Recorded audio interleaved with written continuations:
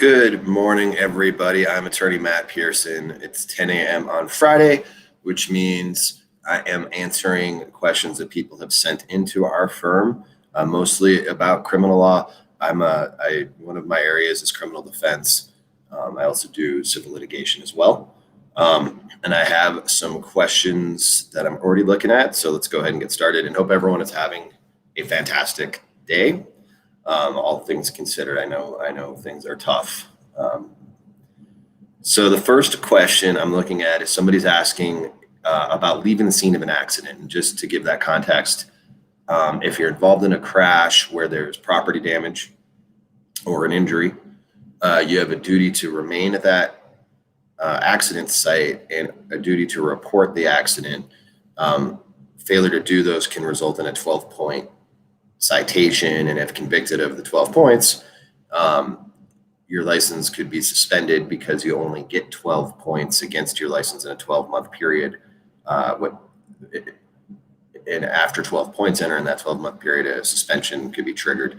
And the question is, do I have a defense if I get charged with leaving the scene if I went to get help? And the scenario they're painting is, for example, my phone wasn't working. So I've had that come up in the more rural areas where there was issues with cell phone service. So yeah, obviously, if you have no cell phone service or your cell phone isn't charged, there's no way for you to report an accident, particularly if you're in an area that's low trafficked. And you would have to, especially if you needed help, if somebody needed medical assistance, you got no choice but to, if your vehicle's drivable, leave the scene. If there's a two-car accident, you're going to have to figure that out with the other driver, see if they have the ability to make contact with someone to call for emergency services. But otherwise, in that scenario, I've actually seen that scenario come up where I had someone charged with that exact type of scenario. They were way up in the hills, up around the Glenwood Springs, Carbondale area. They had no cell phone reception. We confirmed that there's cell phone tower issues up there. And we were able to avoid the conviction for that. That was viewed as a justifiable reason. The next question is, what rights can a nonviolent felon have restored in Colorado? I'm seeing a few questions about this. Basically, there's certain felonies that can be sealed. So if you can get your case sealed, your rights get restored. Basically, it's not that the conviction completely goes away. It's that it's sealed. And now when somebody runs background checks on you, it doesn't show up. The violent felonies typically cannot be sealed. And I'm going to talk more about that later. Here's this is an interesting question. I'm going to try to stick a toe into this one. Kind of a dangerous question to answer. What should someone expect out of a good criminal defense attorney? I think you should expect someone that's going to be frank with you about their analysis of your case. So accessibility and frankness. And there's a difference, and I've talked about this a lot, between advocacy and counsel. Okay, advocacy is how we present you to everybody else, you being imaginary client, okay? Present our client to everyone else, that's advocacy. Counsel is what we talk about between attorney and client, and that's where it's my job to be honest with you and not just tell someone what they want to hear, not just say, hey, everything's going to be okay. It may be more, look, you're on video doing a lot of the things that you're accused of doing. There's an issue here. You're exposed to a conviction. It would be irresponsible for me not to give a client that case analysis. So I think being frank with the client is the biggest thing you should expect out of a good criminal defense attorney. And then one that's able to engage in the negotiation process with the prosecutor. And that's a careful process because prosecutors, you're dealing with people, feelings, egos, and you want to be careful with your initial approach with a district attorney when you're trying to advocate for your client. And here's a follow-up question on sealing. Are you able to help someone get a conviction vacated? I was reading that if somebody waives their right to a trial, but no one explained what could happen by doing so that the conviction might be able to be vacated. Is this true? Theoretically, yes, but the problem is when you enter a guilty plea, that's when you waive your right to a trial. And in order to enter that guilty plea, there's Rule 11 paperwork. So paperwork that covers Rule 11 under the Colorado Rules of Criminal Procedure. And on that paperwork, it lists out that you are knowingly and voluntarily entering into this plea agreement, that you are knowingly and voluntarily waiving rights, and it's going to list those rights specifically. One of them is your right to a speedy public trial.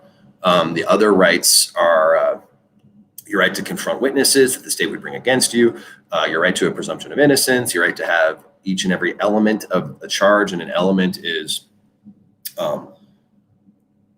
parts of a charge that have to be proven. For example, one element of a charge is that it was the defendant, that they had some sort of an intent, and that they did some sort of act. So you're waiving having the state have to prove those elements. You're waiving your right to remain silent or choose to testify. There's several other rights. It's your basic constitutional rights, and those are all listed on this Rule 11 paperwork. When you sign it, you're acknowledging that you know what you're doing, that you're doing it voluntarily. And then further, I have never seen a court not make a record where they make sure that the individual entering into a plea agreement isn't affected by any substances or any sort of mental health condition on that day, that they know what they're doing, that they've read the plea paperwork, that they understand the rights that they're waiving. So that scenario I just have not seen happen. Even if somebody doesn't really know what they're doing, they just made a record in front of the court that they do. And that's why there'll be interpreters present if people speak in a different language. The court does not want to reopen or relitigate cases that have already been resolved. It doesn't fit into what we call judicial economy. Very hard to get a conviction vacated. And based on that reason, I've actually had people ask me that in consults, and I've asked them, well, you filled out the paperwork and you entered the plea in front of the court. I'm pretty sure, I'm 99% sure if we got the transcript of that, the court would have asked you if you knew what you were doing and if you're doing it voluntarily. If you're trying to vacate a conviction, that voluntary entry into the plea and waiver of rights is just going to be thrown right back in your face. And that motion to vacate the conviction is going to be denied. If I plead not guilty on a misdemeanor crime, will my case go to trial? If it does, what should I expect at trial? How long does it last, et cetera? So yeah, if you're going to enter a not guilty plea on a misdemeanor crime, if you can't come to some sort of a settlement or agreement with the district attorney's office, you reject whatever offer they're making. Once you say not guilty, it gets set for trial. You have a right to a speedy trial, which means the courts are to get the trial done within 6 months. However, there are certain exceptions to that right to a speedy trial, such as a global pandemic has been ruled, I'm talking about COVID-19, has been ruled a way for the people in the courts to get around that 180-day, 6-month requirement and get a continuance on a case. But yes, you will now be going to trial. What you should expect at trial completely depends on what you're charged with. I don't mean to punt that question, but if it's a jury trial, you're looking at a jury selection process. Misdemeanor trials can take a day or two. Usually they're set for 2. And it depends on how many witnesses, what the issues are. If it's a DUI trial, are there blood results that are in controversy where there may be experts called? That would definitely turn a 1-day trial into a 2-day trial. And then it goes to a jury, closing arguments. So it's basically like a felony trial, except in Colorado, your misdemeanor jury is only 6 instead of 12. And obviously the possible penalties are more, it can be more serious with a felony conviction, but that's what you would expect. If you say not guilty on a misdemeanor, it gets set for trial. And unless the prosecution decides they don't want to pursue it, which sometimes happens, sometimes they come back with a last minute can't say no kind of offer, you're probably looking at going to trial. If I'm arrested and I'm asserting my right to remain silent, can police continue to question me? And if they do, how do you suggest handling that? So the best thing, what you're talking about is your Fifth Amendment Miranda right to remain silent, to not incriminate yourself.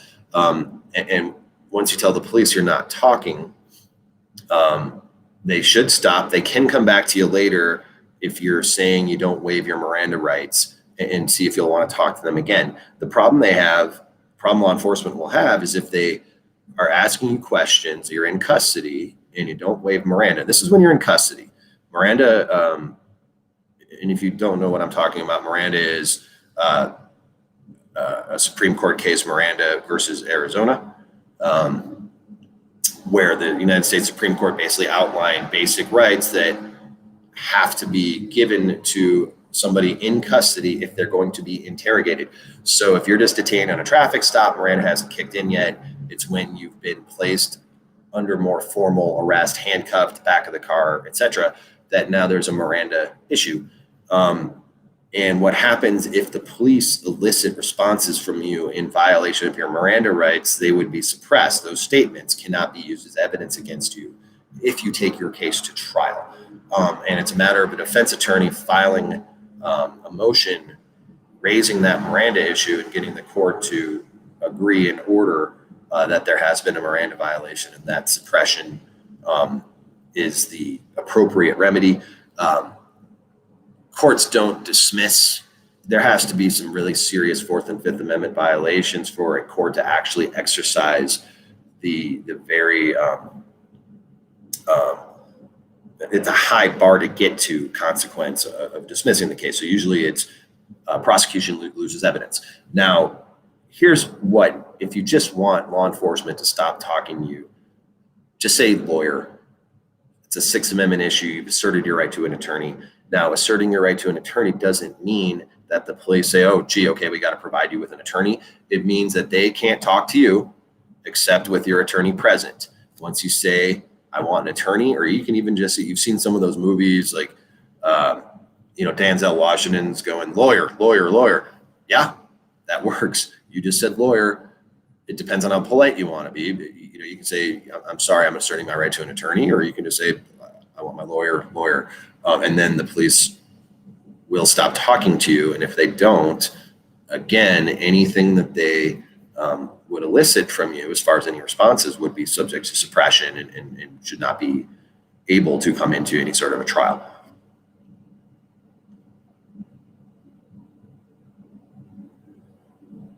How do police test someone for marijuana intoxication if they suspect they're high while driving? So if anyone's familiar with driving under the influence, DUI, DWAI, it's all stuffed into one big statute. So there's not a different law for driving while impaired by drugs. It's all stuffed into driving while under the influence, driving while ability impaired. But there are different tests. And police officers have different levels of qualifications based on their training. The more experienced officers will move through more intensive types of certifications. And the first certification, they have a standard field sobriety tests, and those are really designed to detect alcohol impairment. But if they suspect marijuana, you'll get run through those 3 tests. They're voluntary. Keep that in mind. So you don't have to do the tests. It doesn't mean you get arrested if you don't do them. Although if law enforcement, police are requesting the roadside test, they're probably already leaning towards finding a reason to arrest you because they're seeing what they view in their experience as signs of impairment. I've seen, so they'll run you through those tests. The standard tests are checking your eyes for nystagmus. And if you want to watch something interesting, watch nystagmus testing on YouTube. When alcohol is present, what they're looking for is when they get the stimulus, the finger here, out to maximum deviation 45 degrees or so, they're looking for your eyes to twitch. And there's other things that can cause it, but their training says, and there's some data that says that that can be related to alcohol content. Then they're doing what's called a one leg stand, where they have you stand on one leg for 30 seconds, and there's instructions, and I'm not going to go through all of them, but they're looking to see if you can follow the instructions and if you can do the task. And then the walk and turn, the link 9 steps down an imaginary line, the pivot as instructed. So be careful if you're ever trying to attempt that maneuver. And then the 9 steps back. As far as marijuana impairment, there's another level of certification called A-RIDE certification, which does train law enforcement a little bit on detecting drugs. And then there's drug recognition evaluators. And they're looking for different signs, because there are different signs in alcohol, although oftentimes I've seen marijuana-related DUIs involve a combination of someone that's been drinking and smoking marijuana. But strictly marijuana, what they're looking for is the redness of the eyes, an ability to follow instructions. It's really a lot more difficult for the law enforcement to rely on those clues than it is with alcohol. A marijuana DUI is more difficult to prove because it's more difficult to understand whether or not somebody's ability to drive the car is affected when they've smoked marijuana. There is data that supports there's more likelihood, but it's not as obvious as the data on alcohol. So another clue I've seen is I saw green film on his tongue, which is ridiculous. That's not part. And when I've asked police on the record, I'm like, so there's no data, there's nothing that you studied. There's no scientific manual that talks about green film on the tongue. And they have to say yes. It's just something that they've learned from other officers that, oh, there's green film on the tongue. I don't buy that one. Unfortunately, DMV hearing officers and a lot of judges will say, well, yeah, they say that's a sign of impairment. So that's evidence of impairment. It's not, but whatever. What they're more looking for is odor of marijuana. They're checking the eyes. They do some more divided attention tasks, such as having you close your eyes and estimate 30 seconds. They're watching balance, and then they will argue if it goes to a hearing that in their training and experience, the clues that they see on that test are indicative of marijuana. A judge will probably let that through if you're trying to challenge the legality of the arrest. But again, a little more difficult convincing a jury that somebody was necessarily impaired. Is it ever possible to get rehab instead of jail time? Yes.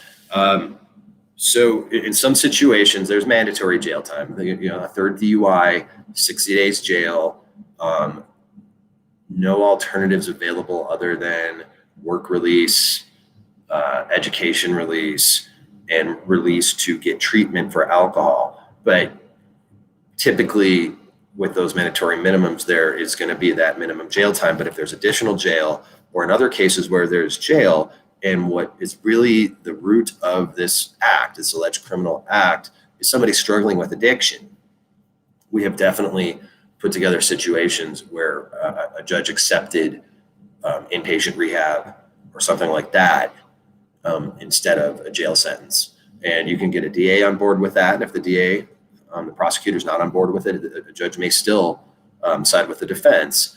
My experiences have a lot of judges are kind of leaning prosecutorial throughout the beginning of a case, bond conditions. They're not usually happy about ruling on suppression. They're more interested in seeing a case be resolved on its merits. But then when it comes to sentencing, a lot of judges not all of a sudden, but a lot of judges, and it makes sense, public policy behind it. A lot of judges are lean towards rehabilitation and using the opportunity to help the defendant, because that's in the public interest. Is everyone wants this individual to be able to make it through this criminal case and come out with a job and come out healthy and come out being able to provide for their family. There's just more public interest behind that, especially when we're talking about more misdemeanor kind of offenses where it's clear that there's an alcohol problem or a drug problem. That's the root of what's been going on criminally. Are certain convictions unsealable? So the question is about sealing criminal convictions in Colorado. The answer is yes. And I'm not going to list all of them, but there's things that are defined as crimes of violence, second-degree assault, menacing, when there's a certain menacing in certain circumstances, not misdemeanor, but the felony. Those are excluded from being sealed under Colorado, explicitly listed. You have to do a little work to figure out what constitutes a crime of violence, but one example is that second-degree assault. Sex offenses, convictions for sex offenses, convictions for domestic violence cannot be sealed. Drug felonies, they can be sealed. It doesn't mean the court has to, but those are eligible to be sealed. But there are certain convictions that the court can't seal it even if it wanted to, doesn't have the discretion. Explain the plea negotiation process. Okay, so the process with plea negotiation is after I'm retained by a client, the first thing I do is demand or request discovery. And depending on how fresh the case is, usually we get discovery back pretty quickly. Sometimes it takes a little while to get the video evidence, body camera footage, things like that. But we do a review of the discovery and we look at what does the evidence look like? What are the strengths and weaknesses from a prosecution perspective as far as, is there evidence here to support a possible conviction? Then we look at how provable the case is and do an analysis of whether or not a deputy DA is going to think the case is provable. And then politely point out weaknesses in the case, although you want to be careful with helping the DA prepare to defend or prepare to get around those weaknesses. It's a bit of a tap dance on that. But if the weaknesses are obvious, there's no point in hiding the ball on that. And also putting together client's criminal history, who the client is, what's the mitigation here? What else was maybe going on that led to that situation? And you go to the DA, set up a meeting with them, and you begin to discuss the case. You talk about the strengths and weaknesses of the case. You tell them who your client is, and you try to come up with something that you think is a reasonable outcome, given the circumstances. Now, there has to be some level of credibility. So if there's definitely some smoke, if there's definitely obvious facts where that could potentially support a conviction, you're not going to start your meeting with the DA demanding a dismissal, because now they're just not going to have any good faith negotiations with you. You have to come in and say, look, if there's facts that support a conviction, you're not necessarily conceding that, but you're coming in trying to work from a reasonable place to see if there's a way to avoid a conviction through some sort of deferred judgment, especially with a client with little criminal history, or definitely trying to minimize the possible penalties. And that's how you initiate plea negotiation. And in most cases, don't go to trial. Are sentencing hearings important? Yes, very important. And in those kind of scenarios I was just talking about, where maybe it's for example, a DUI where a client is clearly impaired. The basis for the stop's legal. They made, a mistake and got behind the wheel. The BAC's high. They had trouble getting out of the car. Now you're looking at a plea settlement, and that's where a sentencing hearing is critically important. In fact, in a lot of cases, a sentencing hearing is the most important part, because what you're doing is trying to convince the judge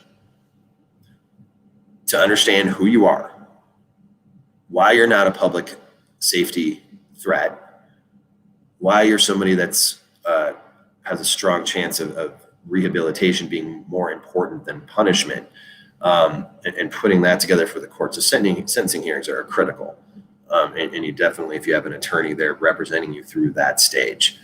And great question. And thanks, folks. That's all I got for today. We'll be back next week, 10 a.m. And again, attorney Matt Pearson, have a good rest of your week. And